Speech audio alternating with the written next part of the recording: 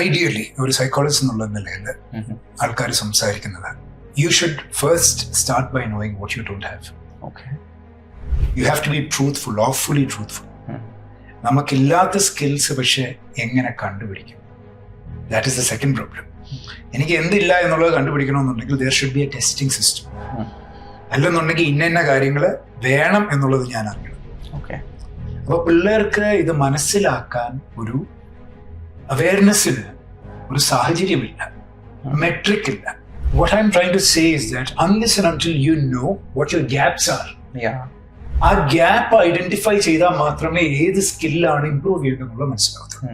അപ്പൊ ഒരു കാൻഡിഡേറ്റ് ചെയ്യേണ്ടത്, ടു യുവർ ക്വസ്റ്റ്യൻ, എവിടെ തുടങ്ങണം എന്നറിയത്തില്ല, എൻ്റെ കയ്യിൽ ഗ്രാജുവേഷനുണ്ട്, പോസ്റ്റ് ഗ്രാജുവേഷനുണ്ട്, ഇനി എന്ത് ചെയ്യും എന്നറിയത്തില്ലെന്നുണ്ടെങ്കിൽ ഇറ്റ് ഈസ് ഫസ്റ്റ് പെർട്ടിനന്റ്, ഏറ്റവും ഇമ്പോർട്ടൻ്റ് ആണ് that you find out what your gaps R.